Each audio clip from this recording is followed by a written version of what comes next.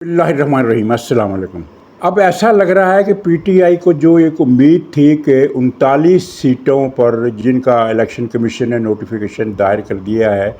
उसे मखसूस सीटें मिल जाएंगी, यानी 80 सीटों के बजाय आधी सीटों पर मखसूस सीटें 22 सीटें बनती थी टोटल।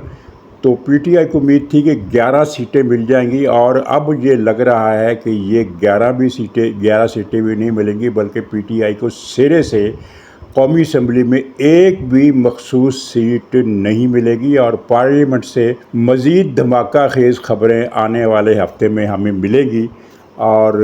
बहुत कुछ ऐसा होगा जिससे समत का एक वाज़ा तयन जो है हमें नज़र आ जाएगा। इमरान खान ने फ़ौज के घुटने नहीं, फ़ौज के टुकने पकड़ लिए हैं और उतना डरा हुआ क्यों है और इसके डरे होने की बुनियाद कौन सा खौफ है जो इसे खाए जा रहा है। और बाज़ लोग तो ये कहते हैं कि इसके आसाब जवाब दे गए हैं, लेकिन आसाब जवाब देने के अलावा एक इमिनेंट ख़तरा इसके सर पर मंडला रहा है, जिसके बारे में इससे रिपोर्टें मिली हैं कि ये हो जाना है। और उसने एक अजीबोगरीब मज़ाक़ खेज़ किस्म की पेशकश भी की है कि फ़ौज से कहा है कि वो अपना नुमाइंदा मुकर्रर करे। और इस पर मुझे एक लतीफ़ा भी याद आ गया। खलीलुर रहमान कमर उसका नाम, आप चाहे तो खलीलुल शैतान खमर, खमर यानी शराब, तो उसके हवाले से भी आप इसका नाम बदल कर पुकार सकते हैं। तो उसके मज़ीद शैतानी कारनामे सामने आए हैं और अब यूँ पता चला है कि पीटीआई में जो भी होता है और वो रियासत मदीना की बात करता है, अखलाक की बात करता है, लेकिन असल में वो होता क्या है, ये नाकाबिले यकीन किस्म की जिन 7 वीडियोस का चर्चा है, इसके अलावा कुछ और कारनामे भी इसने सर अंजाम दिए हैं जो शायद अनकरीब सामने भी आ जाएं, क्योंकि रिपोर्ट ये है कि वो फिल्में भी पुलिस ने बरामद कर ली हैं जो खलीलुर रहमान कमर की ज़ाती लाइब्रेरी का सासा थी। और आपको मैंने बताया था कि ऐसा ही एक बहुत बड़ा असासा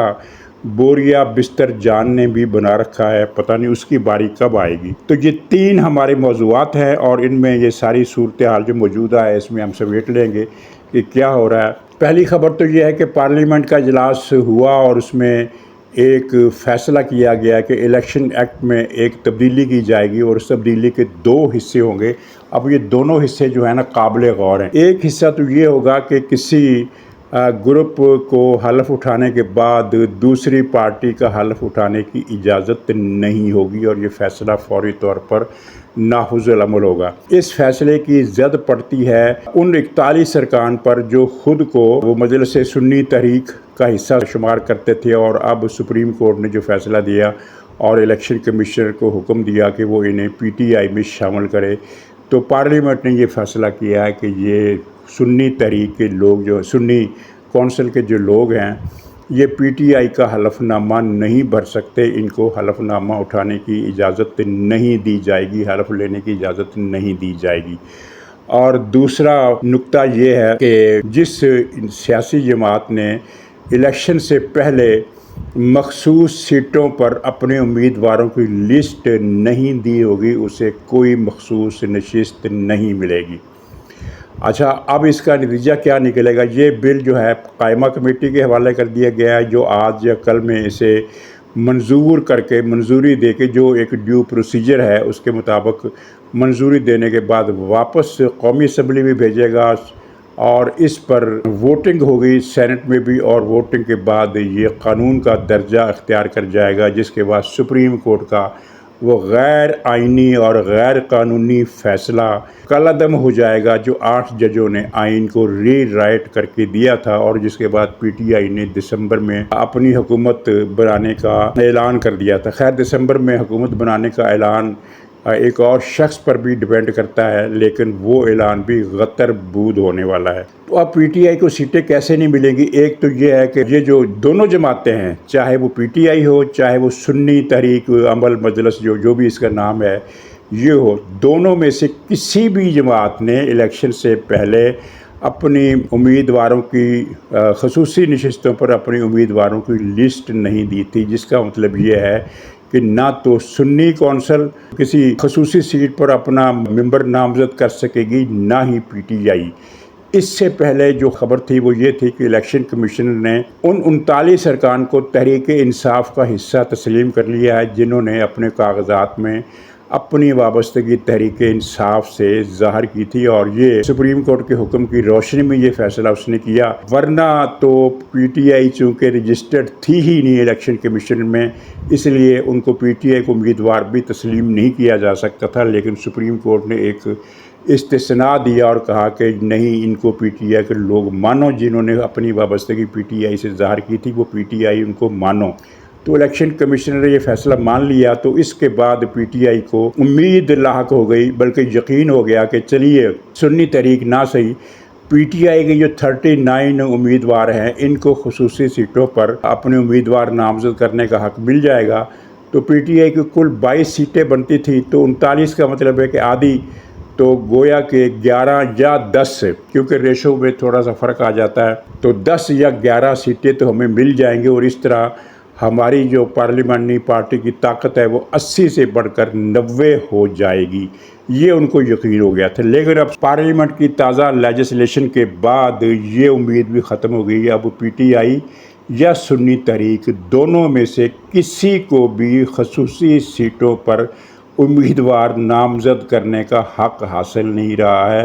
یعنی اب پی ٹی آئی کی جو عددی تعداد ہے، عددی اسٹرینتھ ہے، وہ وہی 80 کی 80 رہے گی ملا کر، یعنی وہ لوگ جو خود کو پی ٹی آئی کا کہتے ہیں اور الیکشن کمشنر نے ان کی یہ بات مان لی ہے کہ ہاں وہ پی ٹی آئی کے ہیں، اور وہ 41 لوگ جو سنی کونسل میں شامل ہو گئے تھے آزاد حیثیت میں الیکشن جیتنے کے بعد، سنی کونسل میں شامل ہو گئے تھے، دونوں کے ملا کر جو عددی ان کی اسٹرینتھ ہے وہ 80 ہو گئی ہے، 41 اور 39 یہ ہو گئی 80، اس میں اضافے کی امید نہیں۔ اب پارلیمنٹ جو اگلی قانون سازی کرنے والی ہے، اس کے بعد قانون ایک بنے گا جس میں یہ ہوگا کہ جو خصوصی سیٹیں خالی رہ جائیں گی وہ الیکشن جیتنے والی پارٹیوں میں تقسیم ہو جائے گی۔ یہ چیز پہلے قانون کے تحت موجود نہیں تھی، الیکشن کمشنر نے اجتہاد کیا تھا، یوں کہہ لیجئے کہ قانونی اجتہاد کیا تھا کہ چونکہ ان سیٹوں کو خالی رکھا نہیں جا سکتا اور چونکہ یہ سیٹیں پی ٹی آئی کو دی نہیں جا سکتی، تو پھر تیسری آپشن یہ ہے کہ یہ ان پارٹیوں کو میں تقسیم کر دی جائیں جو پارٹیاں پارلیمنٹ میں صوبائی اسمبلیوں میں پہنچی ہیں۔ تو یہ اجتہاد تھا، قانون اس چیز کا نہیں تھا، کیونکہ یہ قانونی خلا تھا یا سقم تھا کہ جس کی وجہ سے یہ مسئلہ پیدا ہو رہا، الیکشن کمیشن کو اجتہاد کرنا پڑا۔ سپریم کورٹ نے اس اجتہاد کو مسترد کر دیا، اور اب یہ اجتہاد نہیں رہے گا، یہ سقم نہیں رہے گا، کیونکہ پارلیمنٹ کی اگلی کارروائی یہ ہوگی کہ جو خصوصی سیٹیں جو کسی پارٹی کی ملکیت نہیں ہیں وہ ان پارٹیوں میں تقسیم ہو جائیں گی جو الیکشن جیتی ہیں۔ تو گویا کہ حکومت کے لیے 2/3 اکثریت کا راستہ بھی ہموار ہو گیا، اور ابھی پارلیمنٹ میں ایک قرارداد بھی آنی ہے۔ ایک وزیر اعظم شہباز شریف جو بیمار ہو گئے ہیں اچانک، اور ان کی بیماری کا تعلق ان کی اس بیماری سے ہے جو بہت پہلے سے چلی آ رہی ہے اور جو کبھی کبھی شوٹ کر جاتی ہے، تو وہ وزیر اعظم صاحب کی تقریر بھی ہوگی، اسپیکر کی رولنگ بھی ہوگی، اور ارکان اسمبلی کی تقریریں بھی ہوگی، اور وہ جتنے قرضے ان پر چڑھ گئے تھے اب parliament per, P T I چڑھ رہی تھی، عدالت چڑھ رہی تھی، اور پارلیمنٹ کی طرف سے کوئی جواب نہیں آ رہا تھا، یعنی ان کے ذمے بہت سارے سوالوں کے، بہت سارے اعتراضات کے اور بہت ساری آتش فشانیوں کے جوابات کا جو قرضہ تھا وہ اتنا بڑا ہو گیا تھا کہ ایک ڈھیر بن گیا تھا۔ تو یہ سارے کا سارا ڈھیر اب ایک تدریج کے ساتھ سود سمیت چکا دیا جائے گا۔ یہ بہت اہم ڈیولپمنٹ ہے، اور پارلیمنٹ کے اجلاس کے آنے والے دنوں میں جو اجلاس ہوں گے ان میں پاکستان کی ایک سمت کا تعین ہو جائے گا، وہ سمت جس میں جوڈیشل مارشل لا کی اور عدالت کے ایک حصے کی یہ سوچ کہ وہ پاکستان کے مالک ہیں، جو فقرہ وہ منہ سے کہہ دیں وہ خدائی فرمان ہے، یہ اس مصیبت سے جان پاکستان کی چھوٹ جائے گی۔ ناظرین، عمران خان نے کہا ہے کہ وہ فوج سے مذاکرات کریں گے اور کسی سے نہیں کریں گے، یہ تو ان کا پرانا موقف ہے، اس میں تو کوئی نئی بات نہیں ہے، لیکن نئی بات یہ ہے کہ انہوں نے کہا ہے کہ فوج فوراً اپنا نمائندہ مقرر کرے تاکہ میں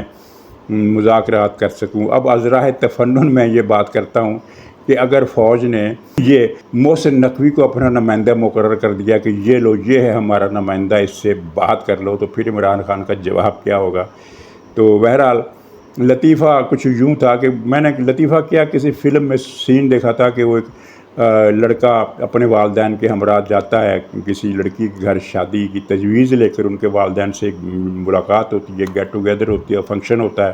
تو بات ہی چلتی ہے، تو وہ لڑکی کا والد اس سے پوچھتا ہے کہ اچھا بھائی تمہیں جہیز میں کیا کچھ چاہیے؟ تو اس نے کہا جناب مجھے تو جہیز میں یہ بھی چاہیے، یہ بھی چاہیے۔ وہ سنتے رہے اور ہاں ہاں بھی کرتے رہے کہ ٹھیک ہے یہ بھی ملے گا، وہ بھی ملے گا۔ پھر اس نے کہا کہ مجھے ایک ٹیسلے کار بھی چاہیے جو بہت مہنگی ہوتی ہے۔ تو اس پر اب ان کا غصہ جو تھا لڑکی کے والدین کا وہ عروج پر پہنچ گیا، اور انہوں نے پہلے تو ان کی بے عزتی کی، پھر نوکروں سے کہا کہ ان کو گھر سے نکال دو، اور خاص طور پر لڑکے کے لیے یہ حکم دیا کہ اس کو تو دھکے دے کر نکال دو، باقیوں کو تو ہاتھ کے اشارے سے نکال دو کہ یہ ہے باہر کا رستہ، اور لڑکے کو اٹھا کر باہر پھینک دو۔ اور ملازموں نے ایسا ہی کیا کہ باقی اس کے ماں باپ کو تو گھر کے باہر کا رستہ دکھا دیا کہ یہ دروازہ ہے، تشریف لے جائیں، لیکن لڑکے کو انہوں نے اٹھایا اور اٹھا کر باہر پھینک دیا۔ لڑکا گرا، اس کو چوٹ وغیرہ لگی، کپڑے گندے ہو گئے، وہ اٹھا، اب چوٹیں سہلائی، گندے کپڑوں کو صاف کیا ہاتھ سے اور واپس آ گیا۔ واپس آ کر کہنے لگا کہ وہ ٹیسلے کا رنگ جو ہے نا وہ میرون رنگ ہونا چاہیے۔ تو یعنی یہ عمران خان ادھر سے وہ کہتے ہیں کہ ہم نے بات ہی نہیں کرنی، اور ادھر سے یہ کہہ رہا ہے کہ مقرر کر دو، نمائندہ مقرر کر دو، یعنی جیسے فوج مان گئی ہے، اور اب عمران خان نے ان کو ایک خصوصی اجازت نامہ مرحمت فرمایا ہے کہ ٹھیک ہے آپ اپنا نمائندہ مقرر کرو، میں دیکھ لیتا ہوں کہ مذاکرات کرنے ہیں کہ نہیں کرنے۔ بہرحال فوج کی طرف سے جواب وہی ہے کہ یہ نان سینس باتیں کرنا بند کر دو، یہ جواب ہے۔ اور ایک دوسرا جواب یہ ہے کہ 9 مئی کے 11 مقدمات میں بشرا جادوگرنی کو ملوث کر دیا گیا ہے۔ یہ 11 مقدمات وہ تھے جو نامعلوم افراد کے نام پر درج تھے، یعنی جن میں کسی کا نام مینشن نہیں تھا کہ فلاں جگہ پر نامعلوم افراد نے یہ کیا، فلاں جگہ پر نامعلوم افراد نے یہ کیا، اور فلاں جگہ پر نامعلوم افراد نے یہ کیا۔ تو یہ اس طرح کے 11 مقدمات تھے۔ اب ان 11 کے 11 مقدمات میں بشرا بی بی کو نامزد کر دیا گیا۔ اب اس بات کو آپ جائز سمجھیں یا ناجائز سمجھیں، لیکن یہ جواب آ گیا ہے اداروں کی طرف سے کہ اچھا پہلے تو یہ لو نا، اس کے بعد پھر دیکھتے ہیں کہ اگلا کام کیا ہوتا ہے۔ اور یہ میں پہلے بھی بتا چکا ہوں، اب پھر بتا رہا ہوں کہ عمران خان کی طرف سے ہر مہینے کم سے کم 4 مرتبہ کوشش ہوتی ہے کہ جنرل عاصم منیر تک یہ پیغام پہنچایا جائے کہ مجھ سے مذاکرات کر لو، اور یہ اس کے دماغی توازن کی خرابی ہے یا پریشانی کی انتہا ہے کہ بجائے یہ کہ یہ کہے کہ مجھ سے مذاکرات کر لو، اس نے سیدھے سے بھاؤ کہہ دیا کہ مذاکرات کے لیے نمائندہ مقرر کر دو۔ یعنی فوج انتظار کر رہی تھی کہ خان صاحب کب مذاکرات کے لیے حامی بھرتے ہیں اور ہم تیاری پکڑیں، تو اس نے یہ تاثر جو دیا ہے، تو کچھ لوگ اس کو کہہ رہے ہیں کہ یہ اس کا ذہنی خلل ہو گیا ہے، کیونکہ پریشانی بہت ہے، اعصاب اس کے جواب دے گئے ہیں۔ اور ایک ہفتے میں اس نے 4 مرتبہ فوج سے معافی مانگی ہے، اور اب یہ نمائندے کا مطالبہ کر دیا ہے، اور اس نمائندے کے جواب میں نے یہ بتایا کہ بشرا بی بی جو ہے وہ اس کو 9 مئی کے 11 مقدمات میں ملوث کر دیا گیا ہے، اور عمران خان کے ساتھ جو سختی ہونی ہے وہ تو ابھی ہونی ہے، وہ سختی ڈیلے ہو رہی ہے، ورنہ پہلے جون میں یہ طے ہوا تھا کہ جولائی میں سختی بڑھائی جائے گی، لیکن جولائی گزر گیا، سختی میں معمولی سا اضافہ ہوا ہے، لیکن جو سختی بڑھانے کا فیصلہ کیا گیا تھا وہ پورے کا پورا ابھی روب عمل نہیں ہوا، وہ شاید اب ہو، اور اس نے ہونا ہے۔ یعنی ہم تک جو اطلاعات پہنچتی ہیں کہ اگلے ہفتے یہ کام ہونا ہے، تو وہ نہیں ہوتا۔ مثال کے طور پر میں آپ کو بتاتا ہوں کہ یہ جو قومی اسمبلی کا اجلاس ہے، یہ پچھلے 15 باڑے کی یہ اطلاع تھی کہ جو ہفتہ گزر گیا ہے اس ہفتے میں اس اجلاس نے ہونا تھا، یعنی ایک تو منگل کل گزرا ہے نا جس میں یہ اجلاس ہوا، ایک منگل پچھلے ہفتے کا تھا، اس منگل کو اجلاس بلانے کا فیصلہ کر لیا گیا تھا، اور اس کی سمری بھی تیار کر لی گئی تھی، لیکن پھر وہ سمری باہر نہیں آئی، اور اجلاس کی تاریخ بھی نہیں دی گئی، یہ بھی نہیں بتایا گیا کہ اجلاس ہونا یا نہیں ہونا، ایک ہفتے کی تاخیر ہو گئی۔ اس طرح ایک ہفتہ، 1 مہینہ، 2 مہینے، کئی بہت سارے فیصلے جن کو میں گنوا سکتا ہوں ایسے ہوئے کہ جن پر عمل درآمد بہت دیر سے ہوا، یا کچھ ان میں سے ایسے ہیں جن پر ابھی تک عمل نہیں ہوا، لیکن اب معاملات اسی طرف جا رہے ہیں جس طرف ان کو جانا ہے۔ اور عمران خان کے لیے اگر ساری کہانی کو 2 لفظوں میں بیان کیا جائے تو وہ 2 لفظ یہ ہو سکتے ہیں کہ نو چانس، کسی بھی بات کا کوئی چانس نہیں ہے، دور دور تک امید کی کوئی بدلی نہیں ہے، کوئی یعنی ٹھنڈی ہوا کا کوئی جھونکا نہیں ہے، کسی ایک پتے کی ہوا کے آنے کا امکان بھی نہیں ہے۔ اور عمران خان کے لیے آئندہ حالات سخت ہے، اور سختی کی ایک نفسیاتی وجہ یہ ہے کہ دیکھیں اداروں پر یا حکومت پر یا ریاست پر دباؤ ہوتا ہے، جس کی وجہ سے وہ بعض اوقات نرمی اختیار کرتی ہے یا اپنے سٹانڈ سے ہٹ جاتی ہے۔ عمران خان دباؤ ڈالنے میں ناکام رہے ہیں، میڈیا پر جتنا چاہے مرضی شور کر لیں، دباؤ کی ایک ہی شکل ہوتی ہے اور وہ ہوتی ہے عوامی دباؤ۔ سڑکوں پر مظاہرے، سڑکوں پر جلوس، ہڑتالیں، ہنگامے، پہیہ جام، شٹر ڈاؤن، بڑے بڑے جلسے، بڑے بڑے جلوس، چھوٹے بڑے جلوس، ہر طرح کے جلوس پورے ملک میں ہر جگہ لوگ سڑکوں پر ہیں۔ کسی جگہ 10 آدمی نعرے لگا رہے ہیں تو کسی جگہ 100 آدمی نعرے لگا رہے ہیں تو کسی جگہ 1000 آدمیوں کا ہجوم نکلا ہوا ہے۔ یہ ہوتا ہے دباؤ۔ اور پچھلے 2 سال میں ریاست نے یہ اچھی طرح ٹھوک بجا کر جانچ لیا ہے کہ عمران خان کی پارٹی میں سڑکوں پر آنے کی صلاحیت ہے نہ ہمت ہے۔ جو بھی دباؤ ہے وہ صرف میڈیا کا ہے، کیونکہ آپ کسی بھی چینل کو کھول کر دیکھ لیں، وہاں ٹاک شو ہو رہا ہوگا اور عمران خان کو 90% کی حمایت ہے، فوج پر بڑا دباؤ ہے، مصالحت کرنی پڑے گی ورنہ ملک آگے نہیں بڑھے گا، عمران خان کو معافی دینی پڑے گی، عمران خان کے ساتھ بیٹھ کر بات کرنا پڑے گی۔ یہ سارا وہ طوفان ہے جو چائے کی پیالی سامنے رکھ کر ٹی وی پر بیٹھے ہوئے مبصر حضرات، جو دراصل پی ٹی آئی کے کارکن ہیں، جو دراصل پروجیکٹ عمران خان کے تحت لائے گئے مسلط کیے گئے اینکر پرسن ہیں، یہ ان کی طرف سے طوفان ہے۔ عوامی سطح پر کوئی طوفان نہیں ہے۔ ایک طوفان سوشل میڈیا کا تھا، اس کا بھی کریا کرم ہونا شروع ہو گیا ہے۔ ناظرین، خلیل الرحمان قمر جو گالیاں دینے، بد زبانی، بد کلامی، بیہودگی، جھوٹے الزامات، شرمناک قسم کی گفتگو کرتا تھا ٹی وی چینلز پر بیٹھ کر، اور اسی سانس میں وہ یہ دعویٰ بھی کرتا تھا کہ وہ عمران خان کا حامی اس لیے ہے کہ عمران خان ریاست مدینہ بنانا چاہتا ہے۔ پتہ نہیں ریاست مدینہ سے مراد ان کی کیا ہے۔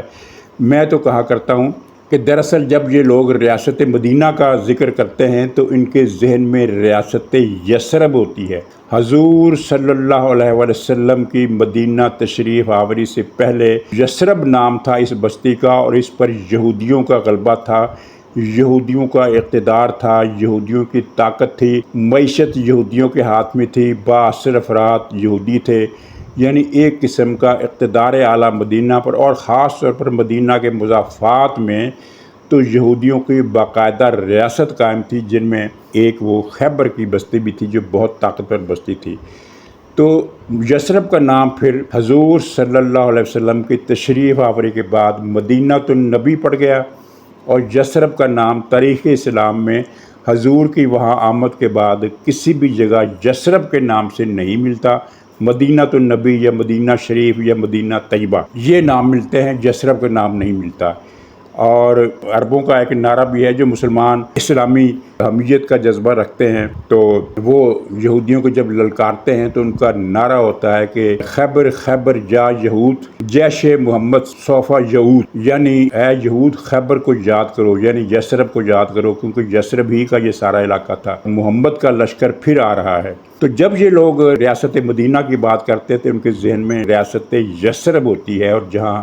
اس طرح کے کام ہوتے تھے جس طرح کے کام یہ کرتے ہیں۔ خلیل الرحمان قمر کا جو اسکینڈل ہے وہ میں اس کی تفصیل نہیں بتاؤں گا، آپ سب کے علم میں ہے، لیکن اس کے سارے جھوٹ پکڑے گئے ہیں کہ اسے ہنی ٹریپ کیا گیا۔ اس کے معاملات وہاں کئی 10 دن سے چل رہے تھے، اور وہاں جو 1.5 گھنٹے کی فلم بنائی گئی وہ بھی لیک ہو گئی ہے، اس میں اس کے اریاں مناظر ہیں۔ یہ جو ریاست مدینہ کے دعوے کرتا تھا اس میں اریاں